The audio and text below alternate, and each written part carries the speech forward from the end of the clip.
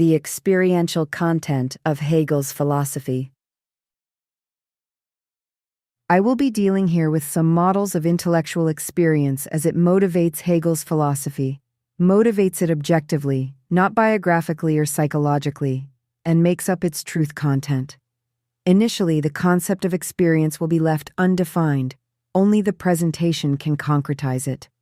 The concept is not intended to capture phenomenological or experience, nor, like the interpretation of Hegel in Heidegger's Holzwege, is it intended to get at something ontological, the Wort des Sein, word of being, or the Sein des Seienden, being of beings.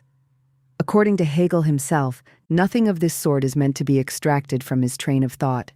His thought would never have ratified Heidegger's claim that the new object that arises for consciousness in the course of its formation is not just anything that is true or any particular being, but is the truth of what is true, the being of beings, the appearance of appearance. Hegel would never have called that experience. Instead, for Hegel, what experience is concerned with at any particular moment is the animating contradiction of such absolute truth. Nothing can be known that is not an experience, including, accordingly, the being into which existential ontology displaces the ground of what exists and is experienced. In Hegel, being and ground are determinations of reflection, Reflexionsbestimmungen, categories inseparable from the subject as in Kant. The supposition that experience is a mode of being, something that has pre-subjectively been appropriated as event, Reinet, or been elucidated, Gelichtet, is simply incompatible with Hegel's conception of experience as a dialectical movement which consciousness exercises on itself and which affects both its knowledge and its object, inasmuch as the new true object issues from it. Nor, however, does the concept of experience refer to isolated empirical observations that would be processed synthetically in Hegel's philosophy. My theme is the experiential substance of Hegel's philosophy, not experiential content in Hegel's philosophy. What I have in mind is closer to what Hegel, in the introduction to his system of philosophy, calls the attitude of thought to objectivity, the attitude of his own thought. I will try to translate into something as close to contemporary experience as possible what Hegel essentially understood, what he saw about the world, prior to the traditional categories of philosophy, even the Hegelian categories, and their critique. I will not go into the controversy within intellectual history about the relative priority of theological and sociopolitical motifs in Hegel's biography. What I'm interested in is not how Hegel subjectively arrived at this or that doctrine, but rather, in the Hegelian spirit, the compelling force of the objective phenomena that have been reflected in his philosophy and are sedimented in it. Nor will I be concerned with what has been canonized as Hegel's historical achievement, his conception of the notion of development and its linking with metaphysics, which had been static since Plato and Aristotle, or with those aspects of his work that have been absorbed into the individual scholarly disciplines. My inquiry is concerned with what his philosophy expresses as philosophy, and this has its substance, not least of all in the fact that it is not exhausted by the findings of individual disciplines. It seems timely to appeal to this. The tradition of at least the post-Kantian German idealism that found its most compelling form in Hegel has faded, and for the most part, its terminology seems far removed from us. In general, Hegel's approach stands in oblique relationship to the program of unmediated acceptance of the so-called given as a firm basis of knowledge. Since Hegel's day, that program has come almost to be taken for granted, and by no means merely in positivism, but also in authentic opponents of positivism like Bergson and Husserl. The less human immediacy is tolerated by the omnipresent mediating mechanisms of exchange, the more fervently a compliant philosophy asserts that it possesses the basis of things in the immediate. This kind of spirit has triumphed over speculation both in the positivistic sciences and in their opponents. It is not that there has been an arbitrary change in styles of thought or philosophical fashions, as aestheticist or psychologist views of the history of philosophy like to portray it. Instead, idealism has been forgotten, or has at least become a mere cultural commodity, both out of compulsion and out of necessity. Through the compulsion of critical reflection and out of necessity in the development of a society that has less and less fulfilled Hegel's prognosis that it would become absolute spirit, that it would be rational. Even ideas that were at one time firmly established have a history of their truth and not a mere afterlife. They do not remain inherently indifferent to what befalls them. At the present time, Hegelian philosophy and all dialectical thought is subject to the paradox that it has been rendered obsolete by science and scholarship while being at the same time more timely than ever in its opposition to them. This paradox must be endured and not concealed under a cry of "back to," or an effort to divide the sheep from the goats within Hegel's philosophy. Whether we have only an academic renaissance of Hegel that it is itself long outdated, or whether contemporary consciousness finds in Hegel a truth content whose time is due depends on whether that paradox is endured or not. If one wishes to avoid half-heartedly preserving what people praise as Hegel's sense of reality, while at the same time watering down his philosophy, one has no choice but to put the very moments in him that cause consternation into relation to the experiences his philosophy incorporates, even if those experiences are encoded within it and their truth is concealed. To do so is not to betray Hegel to empiricism, but rather to keep faith with his own philosophy, with the desideratum of immanent criticism, which is a central piece in his method. For Hegelian philosophy claims to have gone beyond the opposition between rationalism and empiricism, as beyond all rigid oppositions in the philosophical tradition. It claims both to capture spirit interpretively in its experiences of the world and to construct experience through the movement of spirit. One is only taking his philosophy at its word when one virtually disregards its place in the history of philosophy and reduces it to its experiential core, which should be identical with its spirit. In a passage from the Introduction to the Phenomenology, cited by Heidegger as well, Hegel himself identifies experience with the dialectic. One may object that it is primarily individual categories and ideas that have been selected, and the fully elaborated system is not given immediate consideration when the system is supposed to be decisive for all the individual elements in it. But Hegel's own intention once again covers the objection. The system is not to be conceived in advance, abstractly. It is not to be an all-encompassing schema. Instead, it is supposed to be the effective center of force latent in the individual moments. They are supposed to crystallize, on their own and by virtue of their motion and direction, into a whole that does not exist outside of its particular determinations. There is no guarantee, of course, that reduction to experiences will confirm the identity of opposites within the whole. That is both a presupposition and a result of the Hegelian method. Perhaps the reduction will prove fatal to the claim of identity. The difficulty specific to beginning should not be minimized. In schools of philosophy that make emphatic use of the concept of experience, in the tradition of Hume, the character of immediacy in relation to the subject, is itself the criterion of that concept. Experience is supposed to be something immediately present, immediately given, free, as it were, of any admixture of thought and therefore indubitable. Hegel's philosophy, however, challenges this concept of immediacy, and with it the customary concept of experience. What is unmediated is often held to be superior, the mediated being thought of as dependent. The concept, however, has both aspects. It is mediation through its sublation of mediation, and so is immediacy. According to Hegel, there is nothing between heaven and earth that is not vermitult, mediated, nothing, therefore, that does not contain, merely by being defined as something that exists, the reflection of its mere existence, a spiritual moment. Immediacy itself is essentially mediated. If Kantian philosophy, which Hegel, for all his polemics, presupposes, tries to tease out the forms of the spirit as constituents of all valid knowledge, then Hegel, in order to do away with the Kantian separation of form and content, interprets any and every existing thing as something that is at the same time spiritual. Not the least significant of Hegel's epistemological findings is the idea that even the elements in which knowledge imagines itself to possess its ultimate and irreducible basis are in turn always the products of abstraction and thereby of spirit. A simple illustration of this is that the so-called sense impressions to which the older epistemology reduces all knowledge are themselves mere constructions and do not appear as such in pure form in living consciousness, that except in the artificial conditions of the laboratory, estranged from living knowledge, no red at all is perceived from which the so-called higher syntheses would then be composed.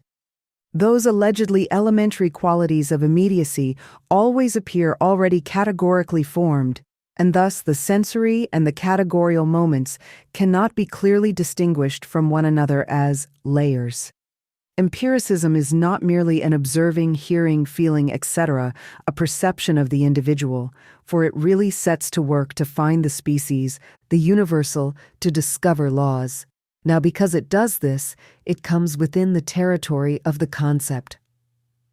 Hegel's anti-positivist insight has been redeemed by modern science only to the extent that Gestalt theory has shown that there is no such thing as an isolated, unqualified sensory this thing here. It is always already structured. But Gestalt theory did not upset the primacy of the given, the belief in its precedence over the contribution made by subjectivity, and thereby harmonize knowledge. Just as for positivism, the given was unmediated, so for Gestalt theory, its unity with form is unmediated, a kind of thing in itself amid the immanence of consciousness. That form and givenness, between which classical epistemology made a sharp distinction, are not fully equivalent, is only peripherally acknowledged by Gestalt theory, in distinctions like that between the good and the bad Gestalt, which fall within the Gestalt concept that is accepted from the outset. Hegel had already gone far beyond this in the phenomenology of spirit. He demolished the thesis of mere immediacy as the basis of knowledge and opposed the empiricist concept of experience without glorifying the given as the bearer of meaning. It is characteristic of his method that he evaluated immediacy by its own criterion and charged it with not being immediate. He criticizes immediacy in principle and not merely as being atomistic and mechanical. Immediacy always already contains something other than itself, subjectivity, without which it would not be given at all, and by that token it is already not objectivity. This principle of experience carries with it the unspeakably important condition that in order to accept and believe any fact, we must be in contact with it, or, in more exact terms, that we must find the fact united and combined with the certainty of our own selves. But Hegel does not simply sacrifice the concept of immediacy. If he did, his own idea of experience would lose its rational meaning. Immediacy of knowledge is so far from excluding mediation that the two things are linked together, immediate knowledge being actually the product and result of mediated knowledge. One can no more speak of mediation without something immediate than, conversely, one can find something immediate that is not mediated. But in Hegel, the two moments are no longer rigidly contrasted. They produce and reproduce one another reciprocally, are formed anew at each stage, and are to vanish, reconciled, only in the unity of the whole. And to show that, in point of fact, there is a knowledge which advances neither by unmixed immediacy nor by unmixed mediation, we can point to the example of logic and the whole of philosophy. But with this, the intention of deriving Hegel's philosophy from experience seems itself condemned by the verdict it pronounces when it takes Kant's critical philosophy to the extreme, the only experience of which it can be a question in and with respect to Hegel alters the usual concept of experience decisively. It is most difficult to get hold of the experiential content of Hegel's philosophy where it sets itself off from philosophies that take experience as their principle. As we know, Hegel energetically accentuates the moment of not I in spirit. But to dispute that he is an idealist must remain the prerogative of interpretive arts that follow the maxim Reim dich oder ich fress dich, literally, rhyme or I'll eat you. In other words, come out right or there will be trouble. when they see a chance to exploit the authority of a great name for propaganda purposes. They would have to reduce his statement that truth is essentially subject to an irrelevant statement that in the last analysis would leave no differentia specifica in Hegel's system. Instead, one ought to look for the experiential content of Hegelian idealism itself. But that is something he shares with the movement of the post-Kantian systems in Germany as a whole, and especially with Fichte and Schelling.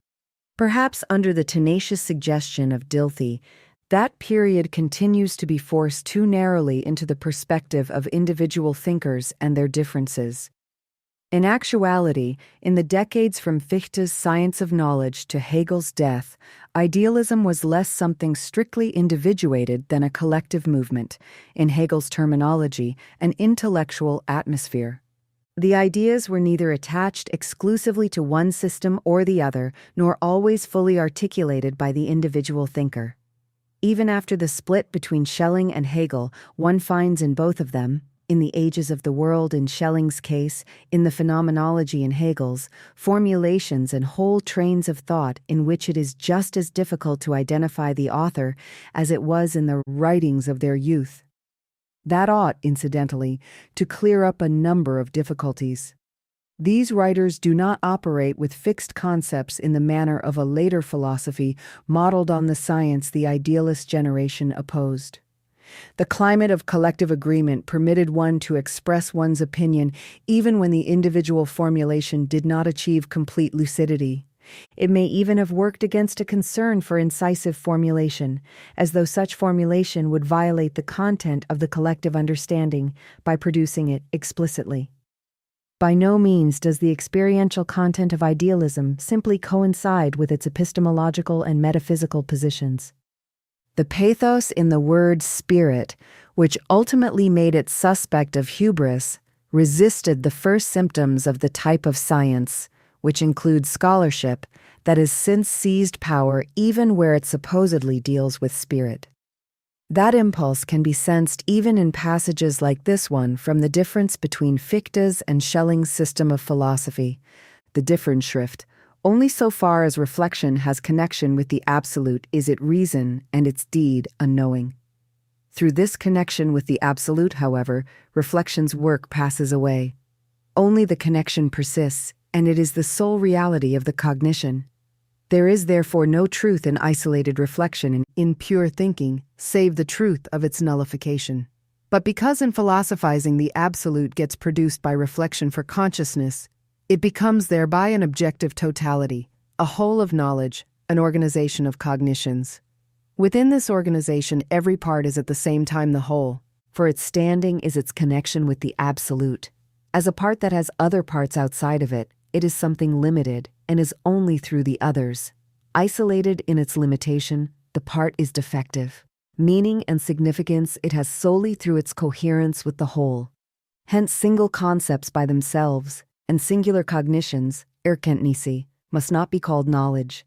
There can be plenty of singular empirical known items, Kenntnisse. As known from experience, they exhibit their justification in experience, that is, in the identity of concept and being, of subject and object. Precisely for this reason, they are not scientific knowledge. They find their justification only in a limited relative identity. They do not justify themselves as necessary parts of a totality of cognitions organized in consciousness.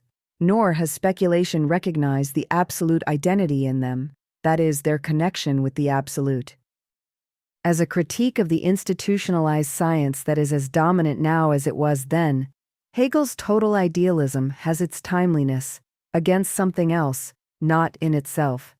The impulse to elevate spirit, however diluted, draws its strength from a resistance to dead knowledge, a resistance to the reified consciousness that Hegel both dissolved and, in opposition to Romanticism, salvaged as inescapable. The experience of post-Kantian German idealism reacts against Philistine narrowness and contentment with the compartmentalization of life and organized knowledge in accordance with the division of labor. In this regard, even seemingly peripheral, practical texts like Fichte's Deduzierte Plan and Schelling's Einleitung ins akademische Studium have philosophical import. The watchword infinity, which flowed so easily from all their pens as it had not from Kant's, takes on its specific coloration only in relation to what were for them the privations of the finite, of entrenched self-interest and the dreary specialization of knowledge in which that self-interest was reflected. Since then, talk about wholeness has been divested of its polemical meaning and has become nothing more than anti-intellectualist ideology. In the early idealist period, when bourgeois society had not yet really taken shape as a totality in underdeveloped Germany, the critique of the particular had a different kind of dignity. In the theoretical sphere, idealism represented the insight that the sum total of specific knowledge was not a whole, that the best of both knowledge and human potential slipped through the meshes of the division of labor. Goethe's fehlt nur das geistige Band, but the spiritual bond is missing. Faust gives that sententious formulation. At one time, idealism attacked Faust's famulus Wagner. Only when the likes of that Wagner had inherited idealism did it reveal itself to be the particularity that Hegel had recognized, at least in Fichte. In a total society, totality becomes radical evil. What resonates in Hegel, along with the need for a progressive integration, is the need for a reconciliation the totality has prevented ever since it achieved the reality Hegel enthusiastically anticipated for it in the concept. One does not need the speculative concept to understand this motif in the critique of science, that what lies closest to the individual subject, what has immediate certainty for him, is not the ground of truth and not absolutely certain. The personal consciousness of the individual, which was analyzed by traditional epistemology, can be seen to be illusion. Not only does the bearer of personal consciousness owe his existence and the reproduction of his life to society. In fact, everything through which he is specifically constituted as a cognitive subject, hence, that is, the logical universality that governs his thinking, is, as the school of Durkheim in particular has shown, always also social in nature. The individual, who considers himself the legitimate basis of truth by virtue of what is supposed to be immediately given for him, obeys the web of delusion of a society that falsely but necessarily thinks of itself as individualistic. What the individual holds to be primary and irrefutably absolute is derived and secondary down to every individual piece of sensory data. Therefore, the individual as he appears in this world of prose and everyday is not active out of the entirety of his own self and his resources, and he is intelligible not from himself, but from something else. Taking as one's point of departure the pure immediacy of the this thing here, which is presumably what is most certain, does not get one beyond the contingency of the individual person who simply exists, does not get beyond solipsism. As Schopenhauer said, solipsism may be curable, but it is not refutable. This is the price in insanity paid for that web of delusion. A mode of thinking that understands the individual as zoon politikon and the categories of subjective consciousness as implicitly social will no longer cling to a notion of experience that hypostatizes the individual, even if involuntarily. Experience's advance to consciousness of its interdependence with the experience of all human beings acts as a retroactive correction to its starting point in mere individual experience. Hegel's philosophy formulated this.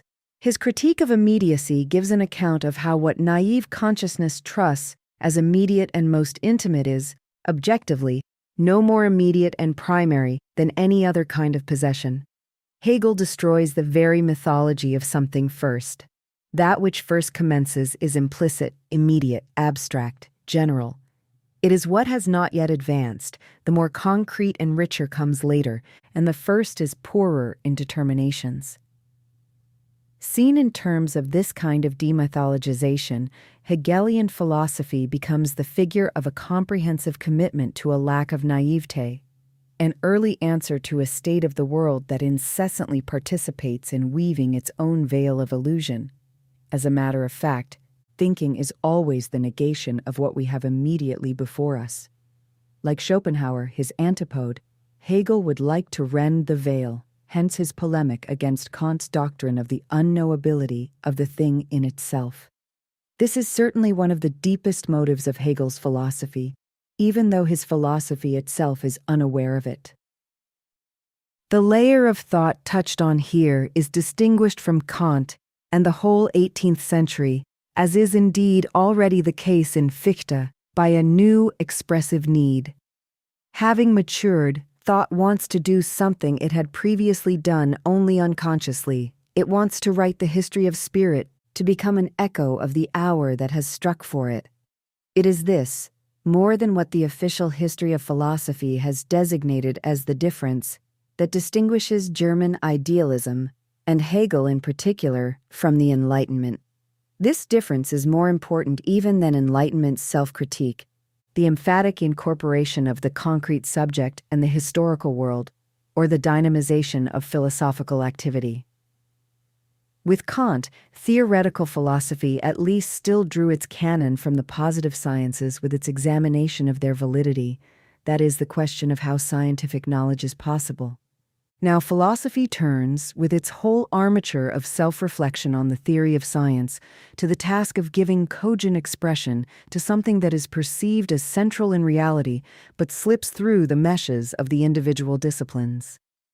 This, and not a greater abundance of material, is what motivates philosophy's turn to content, the modern climate of Hegel, as contrasted with Kant and now Fichte as well.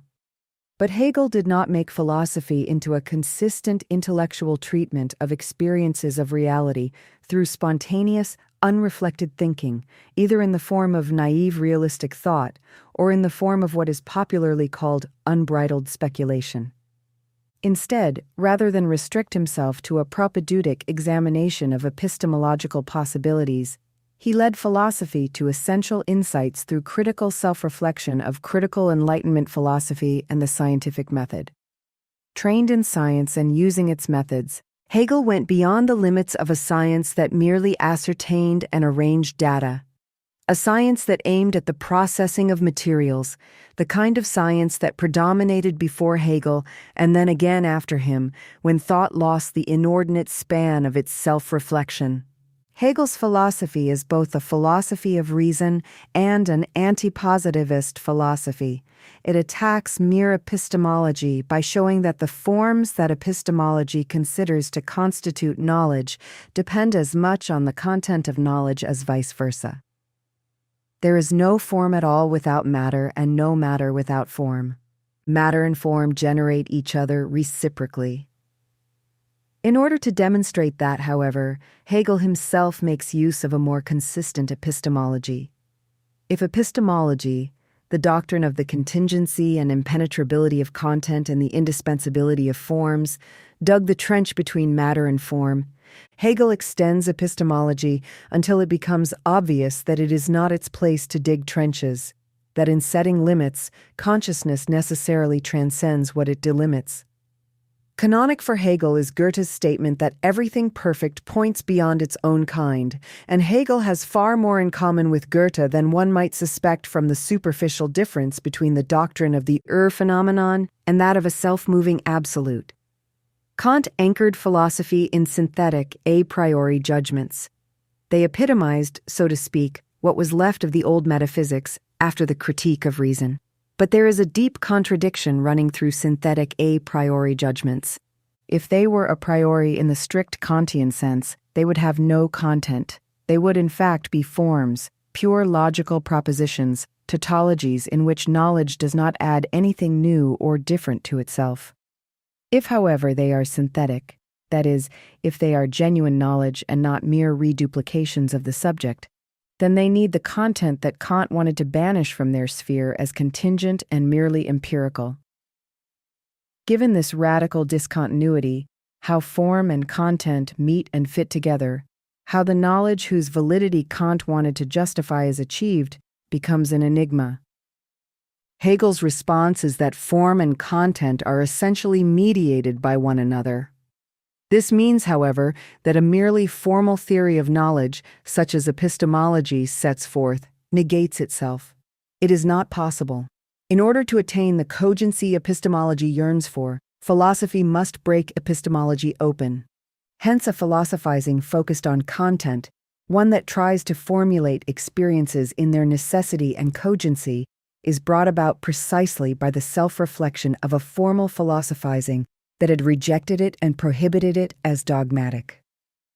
With this transition to content, the separation of the a priori from the empirical world, a separation that had been maintained in the whole Platonic Aristotelian tradition through Kant and was first questioned by Fichte, is abolished. The empirical, grasped in its synthesis, is the speculative concept. Philosophy acquires the right and accepts the duty to appeal to material moments originating in the real-life process of socialized human beings as essential and not merely contingent. The artificially resurrected metaphysics of today, which castigates that as a descent into mere facticity and claims to protect the being of beings from beings, regresses behind Hegel when it comes to what is crucial, no matter how much that metaphysics mistakenly considers itself to be more advanced than his idealism. Because of his idealism, Hegel has been reproached for being abstract in comparison with the concreteness of the phenomenological, anthropological, and ontological schools. But he brought infinitely more concreteness into his philosophical ideas than those approaches, and not because his speculative imagination was balanced by a sense of reality and historical perspective, but by virtue of the approach his philosophy takes, by virtue, one might say, of the experiential character of his speculation. Philosophy, Hegel asserts, must come to understand that its content is no other than actuality. At first, we become aware of these contents in what we call experience. Philosophy refuses to be intimidated, to renounce the hope of coming to know that whole of reality and its contents to which the institution of science and scholarship bars access in the name of valid, watertight findings. Hegel sensed the regressive and tyrannical moment in Kant's modesty and opposed the famous saying with which Kant's Enlightenment endeared itself to obscurantism. I have therefore found it necessary to deny knowledge in order to make room for faith. The dogmatism of metaphysics, that is, the preconception that it is possible to make headway in metaphysics without a previous criticism of pure reason, is the source of all that unbelief, always very dogmatic, which wars against morality. Hegel's antithesis to this reads, "The sealed essence of the universe has no power that could withstand the spirit of knowledge. It is compelled to open itself to it, and lay out its riches and its depths, and offer them for its enjoyment." In formulations like this, the Baconian pathos of the early bourgeois period is extended to become that of a mature humankind. We may yet succeed. Seen against the resignation of the current era, this impulse establishes Hegel's true contemporary relevance. The extreme of idealism, the criterion by which the early Hegel, like Hölderlin, condemned a spirit pledged to utility and thus unfaithful to itself, has its materialist implications. They disappear when this kind of extreme idealism makes an alliance with what was later called realism, when spirit adapts. And of course it was made abundantly clear to spirit that it could not actualize itself except by adapting. The farther Hegel takes idealism, even epistemologically, the closer he comes to social materialism. The more he insists, against Kant, on comprehending his subject matter from the inside out. Spirit's confidence that the world in itself is spirit is not only a narrow illusion of its own omnipotence. It feeds on the experience that nothing whatsoever exists outside of what is produced by human beings, that nothing whatsoever is completely independent of social labor. Even nature, seemingly untouched by labor, is defined as nature by labor and to this extent is mediated by it. Such relationships are strikingly evident in the problem of the so-called non-capitalist areas, which according to the theory of imperialism are a function of the capitalist areas. The latter need the former for the valorization of capital. Leibniz's claim to have constructed the world on the basis of its inner principle, a claim that Kant rejected as dogmatic metaphysics, returns in Hegel as its opposite. What exists comes to approximate the product of labor, without, however, the natural moment disappearing within labor. If, as in Hegel, in the totality everything ultimately collapses into the subject as absolute spirit, idealism thereby cancels itself out, because no difference remains through which the subject would be identified as something distinct, as subject. Once the object has become subject in the absolute, the object is no longer inferior vis-à-vis the subject. At its extreme, identity becomes the agent of the non-identical. While the limits that prevented this step from being taken explicitly were firmly established in Hegel's philosophy, nevertheless, the step remains crucial for content of his philosophy. Left Hegelianism was not a development in intellectual history that went beyond Hegel and distorted him through misunderstanding. True to the dialectic, it was a piece of the self-reflection that his philosophy had to deny itself in order to remain philosophy. For this reason, even the idealist ferment in Hegel should not be hastily dismissed as presumptuousness. It draws its strength from what the so-called prescientific mind sees in science, something science glosses over in its complacency. In order to be able to operate with the clean, clear concepts it brags about, science establishes such concepts and makes its judgments without regard for the fact that the life of the subject matter for which the concept is intended does not exhaust itself in conceptual specification. What furnishes the canon for Hegelian idealism is the resistance to practical, merely verbal definitions shown by a spirit that has not yet been processed and dressed by science, the need to grasp, as the German word Begriff concept from greifen, grasp, implies, what the matter at hand actually is and what essential and by no means mutually harmonious moments it contains, rather than merely manipulating concepts as tokens. That idealism, which is reproached with being unreflectively arrogant, wants to fully disclose the matter at hand through its concept, because in the last analysis the thing itself and its concept are one and the same. On the surface, it would seem that Hegelian philosophy nowhere distances itself more from the pre-dialectical concept of experience than here. What happens to spirit is ascribed to spirit, rather than spirit simply arranging it, because after all it is nothing but spirit. But even this most anti-empirical point in Hegel's philosophy is not without an object. It registers the distinction between the matter at hand, the object of knowledge, and the scientific copy of it, with which a self-critical science cannot be satisfied. But the concept cannot transcend its own arbitrary nature, which abstracts, classifies, and delimits. Hegel detested attempts to do so, such as, at that time, Schelling's, and with good reason. They betrayed what he cared most about, his dream of the truth of the matter itself, for the sake of an intellectual intuition that does not go beyond the concept but rather falls short of it and, by usurping the objectivity of the concept, regresses to the subjectivity of mere opinion. There is nothing that philosophical thought is more touchy about than something very close to it that compromises it by hiding the difference that makes all the difference in an inconspicuous nuance. Hence, Hegel taught that the meanings of concepts are both to be pinned down, more scientifico, so that they can remain concepts, and also to be set in motion, altered according to the dictates of the object, in order not to distort it. The dialectic is expected to elaborate this postulate, which would otherwise be merely paradoxical. Contrary to what it has become, both in parody and in its dogmatic petrification, dialectic does not mean readiness to replace the meaning of one concept with another one illicitly obtained. Not that one is supposed to eliminate the law of contradiction, as seems to be expected of Hegelian logic. Rather, contradiction itself, the contradiction between the fixed concept and the concept in motion, becomes the agent of philosophizing.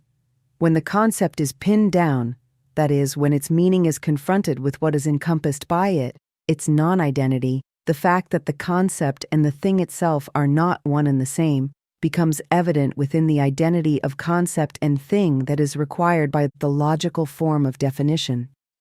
Hence, the concept that remains true to its own meaning must change. If it is to follow its own conception, a philosophy that holds the concept to be something more than a mere instrument of the intellect must abandon definition, which might hinder it in doing so. The movement of the concept is not a sophistical manipulation that would insert changing meanings into it from the outside, but rather the ever-present consciousness of both the identity of and the inevitable difference between the concept and what it is supposed to express, a consciousness that animates all genuine knowledge. Because philosophy will not relinquish that identity, it must accept this difference. All self-reflection notwithstanding, however, the words reflection and reflections philosophy, philosophy of reflection, and their synonyms often have a derogatory tone in Hegel. Nevertheless, his critique of reflection, in which even Fichte was not spared, was itself reflection. This is strikingly evident in the splitting of the concept of the subject that distinguishes him and his speculative idealist predecessors so drastically from Kant. In Kant, philosophy was engaged in the critique of reason. A somewhat naive scientific consciousness, assessment in terms of the rules of logic, what is currently called phenomenology, was applied to consciousness as a condition of knowledge. In Hegel, the relationship between the two, between the philosophical, critical consciousness and the consciousness engaged in direct knowledge of its object, the consciousness that is the object of criticism, a relationship that Kant did not consider, becomes thematic, the object of reflection. In the process, consciousness as object, as something to be grasped philosophically, becomes the finite, limited, and fallible thing it had already tended to be conceived as in Kant, who because of this finiteness forbade consciousness to wander off into intelligible worlds. Kant's delimitation of consciousness as a scientific consciousness that makes straightforward judgments returns in Hegel as the negativity of consciousness, as something that needs to be criticized. Conversely, the consciousness that grasps the finiteness of consciousness, the contemplating subjectivity that posits the contemplated subject, also thereby posits itself as infinite and, or so is Hegel's intention, when his philosophy is fully elaborated, proves itself in its infiniteness to be absolute spirit, to which nothing is external and in which the difference between subject and object disappears. However dubious this claim may be, the reflection of reflection, the doubling of philosophical consciousness, is no mere play of thought unleashed and as it were divested of its material. It is sound.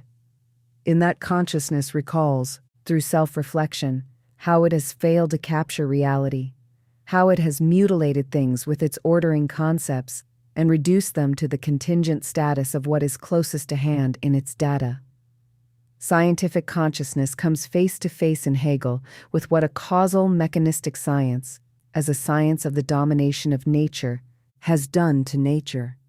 In this, Hegel was not so different from Bergson, who like him used epistemological analysis to expose the inadequacy of a narrow-minded, reifying science, its lack of congruence with reality, while unreflective science loves to rant and rave about consciousness of this inadequacy being mere metaphysics.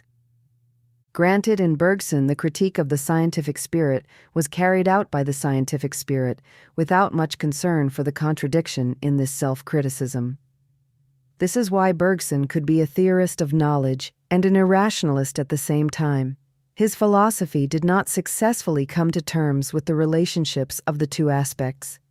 Hegel, 100 years older, did.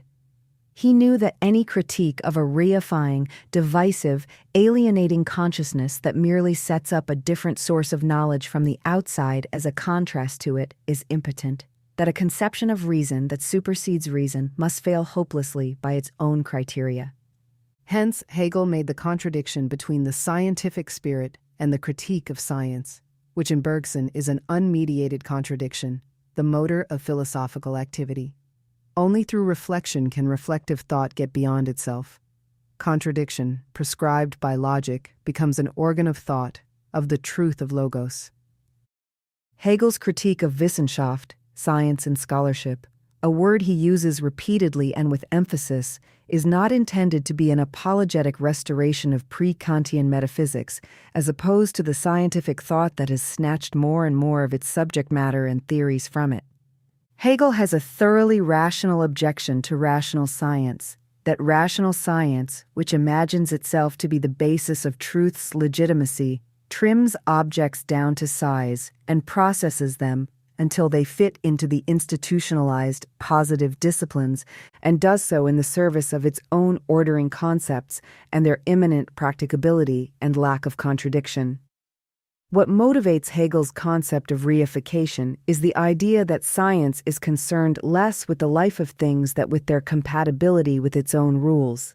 What acts as though it were irreproachable, irreducible truth is itself a product of a preliminary processing, something secondary and derivative. Not the least of the tasks of philosophical consciousness is that of dissolving, through self-reflection, what has become congealed and frozen through science, returning it to what science has removed it from. The very objectivity of science is merely subjective. Hegel's objection to the unreflective labor of the intellect is as rational as his corrective to it. The critique of the institution of positivist science, which increasingly presents itself the world over as the sole legitimate form of knowledge, is already fully developed in Hegel. Long before matters had gone so far, Hegel had recognized it for what it has now, in innumerable dull and empty studies, revealed itself to be the unity of reification, that is, of a false, in Hegel's terms, abstract, objectivity external to the thing itself, and a naivete that confuses facts and figures, the plaster model of the world, with its foundation. Using the language of epistemology and the language of speculative metaphysics extrapolated from it, Hegel expressed the idea that the reified and rationalized society of the bourgeoisie era, the society in which a nature-dominating reason had come to fruition, could become a society worthy of human beings, not by regressing to older, irrational stages prior to the division of labor, but only by applying its rationality to itself, in other words, only through a healing awareness of the marks of unreason in its own reason, and the traces of the rational in the irrational as well. Since then, the element of unreason has become evident in the consequences of modern rationality, which threaten universal catastrophe. In Parsifal, Richard Wagner, the Schopenhauerian, put Hegel's experience in terms of the ancient topos: only the spear that inflicted the wound can heal it. Hegel's philosophical consciousness suffered more from the estrangement between subject and object, between consciousness and reality, than had any previous philosophical consciousness. But his philosophy had the strength not to flee from this suffering back into the chimera of a world and a subject of pure immediacy. It did not let itself be distracted from its awareness that only through the realized truth of the whole would the unreason of a merely particular reason, that is, a reason that merely serves particular interests, disintegrate. This says more about his reflection of reflection than the irrationalist gestures into which Hegel sometimes let himself be misled in his desperate attempts to rescue the truth of a society that had already become untrue. Hegel's self-reflection of the subject in philosophical consciousness is actually society's dawning critical consciousness of itself. The motif of contradiction, and with it that of a reality that confronts the subject as harsh, alien, and coercive, a motif in which Hegel anticipated Bergson, the metaphysician of flow, is generally considered the overarching principle of Hegel's philosophy. It is the basis of the dialectical method. But it is precisely this principle that requires translation into the intellectual experience it expresses. It very easily congeals to become the trademark of a view, formulated solely in terms of the history of philosophy, that subsumes the stages of spirit under binding higher-level concepts. The dialectic is reduced to the kind of elective Weltanschauung against which the critical philosophy of which Hegel was a part directed such a devastating critique. Hence, one cannot evade the question of what justified Hegel in subjecting everything that confronted thought, as well as thought itself, to the principle of contradiction. It is especially at this point in Hegel, who wanted to surrender to the movement of the matter at hand and cure thought of its arbitrariness, that one suspects him of a moment of arbitrariness, of the old dogmatism, and in fact speculative philosophy, since Salomon Maimon has in many respects fallen back upon pre-Kantian rationalism. The fact that Hegel expressed the most cutting objections to the claptrap scheme of a triplicity of thesis, antithesis, and synthesis as a mere methodological schema, and that he says in the preface to the Phenomenology that as long as it remains a schema, that is merely impressed upon objects from the outside, one acquires the knack quickly, is not sufficient to allay this suspicion. Nor is one likely to be satisfied with the statement that no isolated principle, whether it be that of mediation, of becoming, of contradiction, or of the dialectic itself, is, as a separate principle, absolute and the key to the truth. That truth consists solely in the relationship of moments that emerge from one another. All that could be mere assertion. Suspicion of the dialectic as an isolated, abstractly posited maxim, as Hegel puts it, currently receives confirmation from the way the Hegelian-derived materialist version of the dialectic of dynamic thought kat exoken has been distorted in the Eastern Zone, in the abominable abbreviation diamat, to a literal static dogma. Now as then, appeal to its inaugurators, who have been degraded to the status of classics, prevents any objective reflection, calling it objectivist deviation. In Diamat, Hegel's movement of the concept has been frozen into an article of faith. By contrast, something that Nietzsche expressed long after Hegel has more in common with the experience that motivates the dialectic. There is nothing in reality that would correspond strictly with logic. But Hegel did not simply proclaim that. He achieved it through imminent criticism of logic and its forms. He demonstrated that concept, judgment, and conclusion, unavoidable instruments for ascertaining through consciousness something that exists, always end up contradicting that existing thing. That all individual judgments, all individual concepts, all individual conclusions are false by the criterion of an emphatic idea of truth. In this way, Kant, the mortal enemy of a merely rhapsodistic thought that absolutizes contingent individual definitions, came into his own in Hegel, his critic.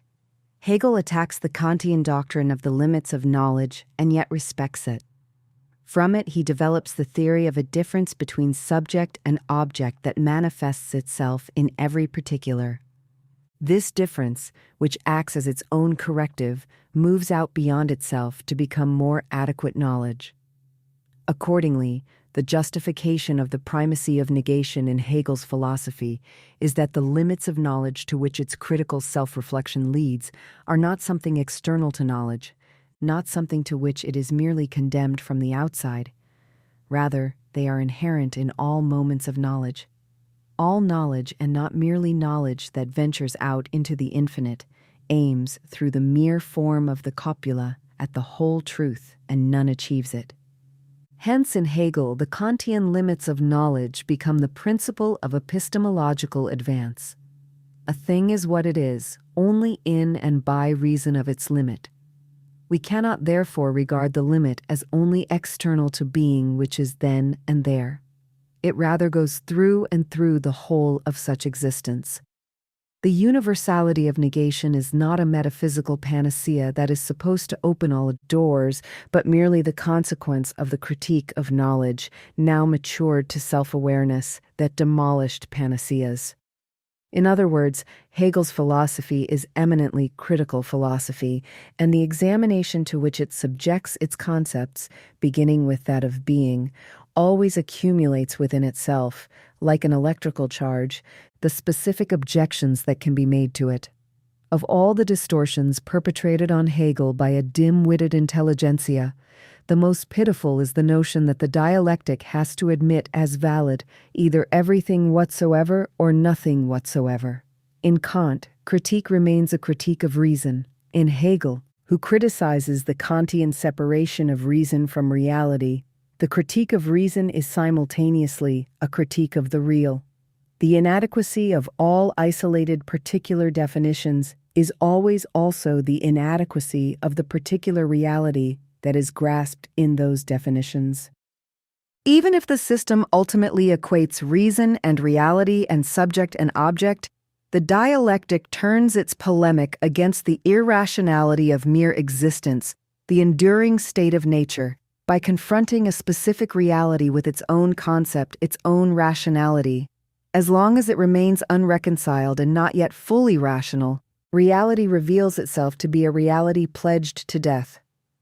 With the concept of determinate negation, which sets Hegel off from Nietzsche's statement as well as from all irrationalism, Hegel does more than merely oppose abstract subsumptive concepts, including that of negation itself. For at the same time, negation intervenes in the reality that is the content of the self-criticizing concept, society. One thing may be observed with reference to the immediate knowledge of God, of legal and ethical principles. They are still on every side conditioned by the mediating process, which is termed development, education, training. Dialectical contradiction is experienced in the experience of society. Hegel's own construction, formulated in terms of the philosophy of identity, requires that contradiction be grasped as much from the side of the object as from the side of the subject. It is in the dialectical contradiction that there crystallizes a concept of experience that points beyond absolute idealism. It is the concept of antagonistic totality.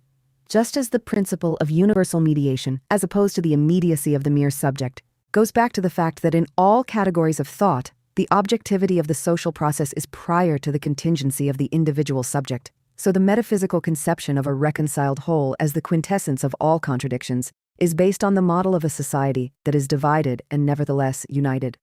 Truly a model of society, for Hegel is not content with the general concept of an antagonistic reality, the notion of polarities of being, for instance. In Phenomenology of Spirit, taking as his critical point of departure what is closest to hand, unmediated human consciousness, he accomplishes the mediation of that consciousness in and through the historical movement of what exists, a movement that takes it beyond all mere metaphysics of being. Once set in motion, the concretization of philosophy cannot be stopped for the sake of philosophy's illusory dignity. It is part of the cowardice of abstract thought that it shuns the sensuous present in a monkish fashion. Modern abstraction takes up this attitude of fastidious gentility towards the moment of the sensuous present. That concreteness enables Hegel to completely permeate the idea of totality, which is derived from the idealist system, with the idea of contradiction. Deciphered, the logical metaphysical theory of totality as the epitome of contradictions means that society is not merely riven and disturbed by contradictions and disproportionalities. Rather, society becomes a totality only by virtue of its contradictions. The societalization of society, its consolidation into what, in vindication of Hegel, is truly more like a system than an organism, has resulted from the principle of domination, the principle of division itself, and it perpetuates it. Society has survived, reproduced, and extended itself, and has developed its forces only through its division into the opposing interests of those who command and those who produce. Hegel maintained his awareness of this in the face of all sentimentality, all romanticism, all regressive return of thought and reality to past stages. Either the totality comes into its own by becoming reconciled, that is, it abolishes its contradictory quality by enduring its contradictions to the end and ceases to be a totality, or what is old and false will continue on until the catastrophe occurs. As something contradictory, society as a whole moves beyond itself. The Goethean Mephistophelian principle that everything that comes into being deserves to perish means in Hegel that the destruction of each individual thing is determined by individualization itself, by particularity, the law of the whole. The individual by itself does not correspond to its concept. It is this limitation of its existence which constitutes the finitude and the ruin of the individual. As something split off and detached, the individual is in the wrong when regarded from the point of view of justice and a peace that would be free of the pressure of the whole. By attending only to their own advantage, individuals are delivered over to limitation, stupidity, and insignificance. A society that is held together and survives only through the universal moment in the particular advantage fails completely as a consequence of its driving force. These formulations are not metaphorical dialectical ways of expressing simple statements about factual matters, not merely a flirtation with Hegel, as Marx says later in a celebrated passage. Instead, in a certain sense, they translate Hegelian philosophy back into what it had projected into the language of the absolute. as though the dialectic had become frightened of itself. In the philosophy of right, Hegel broke off such thoughts by abruptly absolutizing one category, the state. This is due to the fact that while his experience did indeed ascertain the limits of bourgeois society, limits contained in its own tendencies, as a bourgeois idealist, he stopped at that boundary because he saw no real historical force on the other side of it. He could not resolve the contradiction between his dialectic and his experience. It was this alone that forced Hegel the critic to maintain the affirmative. The central nerve of the dialectic as a method is determinate negation. It is based on the experience of the impotence of a criticism that keeps to the general and polishes off the object being criticized by subsuming it from above under a concept as its representative. Only the critical idea that unleashes the force stored up in its own object is fruitful. Fruitful both for the object, by helping it to come into its own, and against it, reminding it that it is not yet itself. Hegel felt the sterility of all so-called intellectual work that takes place within the general sphere, without dirtying itself with the specific. But rather than lament it, he gave it a critical and productive turn. The dialectic expresses the fact that philosophical knowledge is not at home in the place where tradition has settled it, a place where it flourishes all too easily, unsaturated as it were, with the heaviness and the resistance of what exists.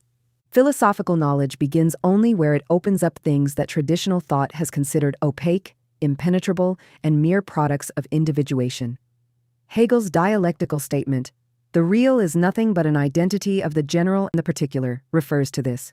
But this shift is not intended to reward philosophy for its effort by returning it to ascertaining the data of an incoherent existence and ultimately to positivism. No doubt there is a secret positivist impulse at work in Hegel in his deification of the quintessence of what is, but the force that specific individual knowledge reveals is always that of the inadequacy of its mere individuality. What it is always more than itself. To the extent to which the whole is at work in the microcosm of the individual, one has grounds for speaking about a reprise of Leibniz and Hegel. However, decidedly Hegel opposes the abstractness of the monad in other respects. To explain that in terms of unreflected intellectual experience, if someone wants to gain knowledge of something rather than cover it up with categories, he will have to surrender to it without reservation, without the cover of preconceptions. But he will not succeed unless the potential for the knowledge that is actualized only through immersion in the object is already waiting in him as theory. To this extent, the Hegelian dialectic follows with philosophical self-consciousness, the path of all productive thought, that is, all thought that does not simply reconstruct or recapitulate what has come before. That path, to be sure, is concealed from it. One might almost believe, with Hegel, that it has to be hidden from it in order for thought to be productive. It is neither a theory arrived at by induction, nor one from which one could make deductions. What most shocks the innocent reader of the phenomenology of spirit, the sudden flashes of illumination that link the highest speculative ideas with the actual political experience of the French Revolution and the age of Napoleon, is what is actually dialectical. It links the general concept and the aconceptual to deity, as perhaps Aristotle did the proteousia, each in itself to its opposite, a kind of permanent explosion ignited by the contact of extremes. The Hegelian concept of the dialectic acquires its specific character and distinguishes itself from shallow versions in vitalist philosophy, like that of Dilthey, through its movement in and through the extremes, development as discontinuity. But it too arises from the experience of an antagonistic society. It does not originate in some mere conceptual schema. The history of an unreconciled epoch cannot be a history of harmonious development. It is only ideology, denying its antagonistic character, that makes it harmonious. Contradictions, which are its true and only ontology, are at the same time the formal law of a history that advances only through contradiction and with unspeakable suffering. Hegel referred to history as a slaughter bench, and despite his much-cited optimism about history, Schopenhauer called it vile. The fiber of Hegel's philosophy, the consciousness that everything that exists both negates itself in coming into its own and perishes, is by no means so different from Schopenhauer's Ein Gedanke as the official history of philosophy, repeating Schopenhauer's invectives, would have it. Hegel's notion that it is only the idea that saturates itself with the weight of its object, rather than shooting out beyond it without delay, that, as determinate negation, is worth anything, has of course entered the service of the apologetic aspect, the legitimization of what exists. The idea, which becomes truth only by completely absorbing what opposes it, repeatedly succumbs to the temptation to explain that what resists it is itself idea, truth. For that theory of Hegel's has recently been cited by Georg Lukács, not only in order to defame literature that deviates from empirical reality, but above and beyond that to revive one of Hegel's most dubious theses, that of the rationality of the real. According to Hegel's distinction between abstract and real possibility, only something that has become real is actually possible. This kind of philosophy sides with the big guns. It adopts the judgment of a reality that always destroys what could be different. Even here, however, one should not judge Hegel solely on the basis of one's convictions. Persistent involvement with Hegel teaches one, and this is probably true of every great philosophy, that one cannot select what one likes from his philosophy and reject what one finds irritating. It is this grim necessity, and not an ideal of completeness, that makes Hegel's claim to system a serious and substantial one. The truth of that claim lies in the scandalon, not in its plausibility.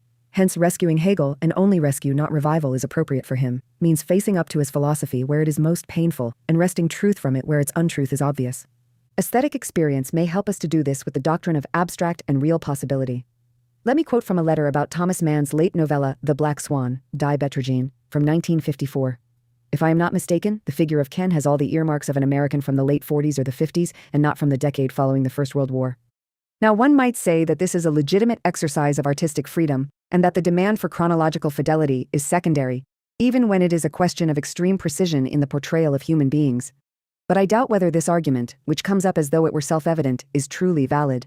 If you set a work in the 1920s and have it take place after the First rather than the Second World War, then you have good reasons for doing so, the most obvious being that someone like Frau von Tummler is unimaginable today. At a deeper level, the attempt to distance what is closest to hand is probably involved, to transpose it magically to a prehistoric world, the same world with whose special patina Kroll is also concerned. But with this kind of transposition of the dates, one assumes a kind of obligation, as in the first measure of a piece of music, whose desiderata remain with one until the last note, which achieves equilibrium. I do not mean the obligation of external fidelity to period color, but rather that the images the work of art conjures up must manifest themselves as historical images at the same time, an obligation that for imminent aesthetic reasons can hardly dispense with that external obligation. For if I am not mistaken, one runs up against the paradoxical state of affairs that the evocation of such images, that is, that which is actually magical about the art object, is more successful the more authentic the empirical details are. One would almost think that there is not a simple opposition between the permeation of the work with subjectivity and the demands of realism, which in a certain sense resound throughout the whole of your oeuvre, such as our education and history would lead us to think, but that instead, the greater the precision one maintains with regard to the historical details, including those regarding types of human beings, the more likely one is to achieve spiritualization and attain the world of the imago. I first arrived at these eccentric thoughts by way of Proust, who in this regard reacted with idiosyncratic exactness, and they came to me again in reading The Black Swan. At the moment it seems to me as though this kind of precision can atone for some of the burden of sin under which every artistic fiction labors. It is as though that fiction could be healed of itself through exact imagination. Something similar lies behind Hegel's theorem, even in the work of art, which is essentially different from all mere existing things by virtue of its own formal law. The fulfillment of this formal law, its own essential nature, its possibility in the emphatic sense, depends on the degree of reality it has absorbed into itself, no matter how transformed and reconfigured that reality may be.